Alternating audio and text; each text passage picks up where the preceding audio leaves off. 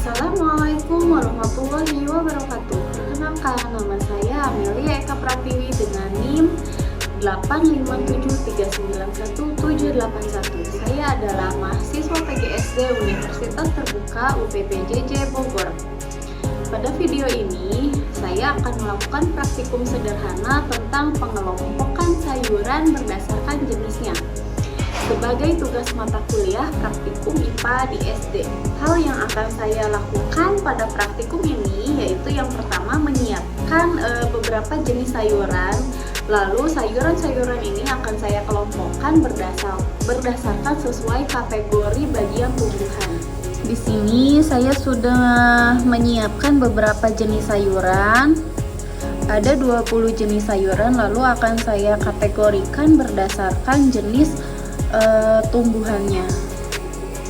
Yang pertama yaitu sayuran pada kategori daun. Sayuran daun ini adalah kelompok yang berasal dari daun tanaman.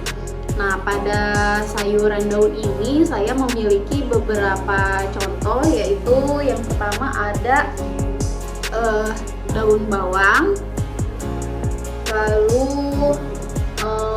daun seledri, lalu daun bayam atau sayur bayam, kemudian sayur katuk, lalu sayur kangkung, lalu sayur daun ubi muda, kemudian sawi putih, kemudian yang terakhir yaitu kol. Kol ini terkadang juga dikategorikan kepada sayur jenis kembang. Selanjutnya yang kedua yaitu sayuran kategori buah. Sayuran ini berasal dari bagian buah tumbuhan. Nah, pada contoh kategori yang kedua ini saya memiliki contoh, yaitu yang pertama ada cabai, kemudian tomat, lalu ada timun, dan juga jagung. Terkadang jagung ini dikategorikan juga kepada sayuran kacang-kacangan atau biji-bijian. Selanjutnya sayuran kategori akar atau umbi. Sayuran jenis ini berasal dari bagian akar atau umbi.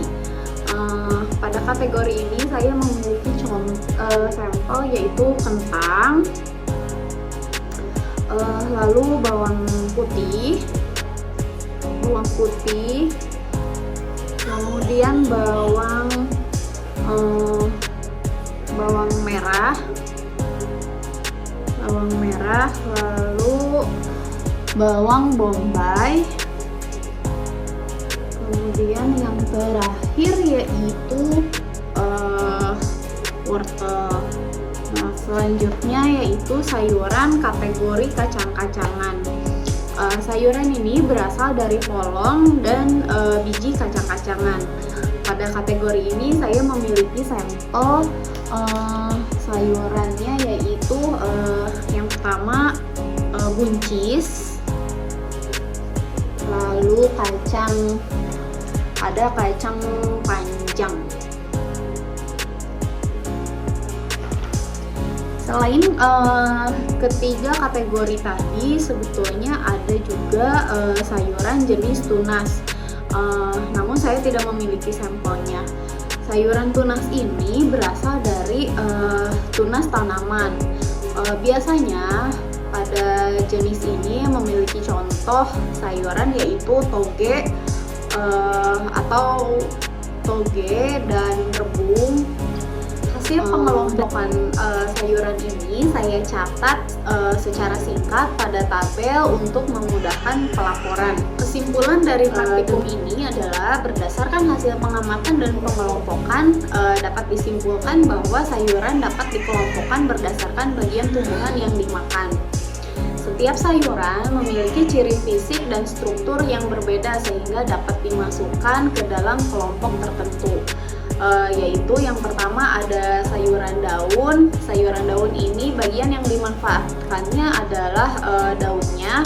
Lalu yang kedua sayuran buah, bagian yang dimakannya berasal dari buah tanaman. Lalu yang ketiga ada sayuran akar atau umbi. Yang dimakannya ini adalah bagian akar atau umbi. Lalu yang keempat sayuran kacang-kacangan. Ini berasal dari polong atau biji.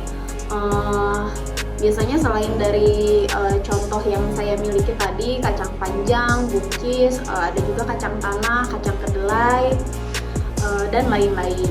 Lalu yang kategori terakhir, yang kelima, yaitu sayuran tunas. Sayuran tunas ini berasal dari tunas tanaman, contohnya ada rebung dan toge.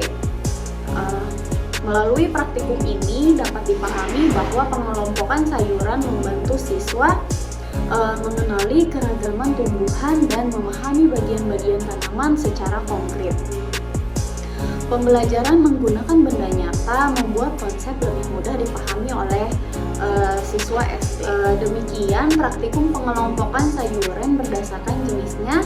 Terima kasih. Wassalamualaikum warahmatullahi wabarakatuh.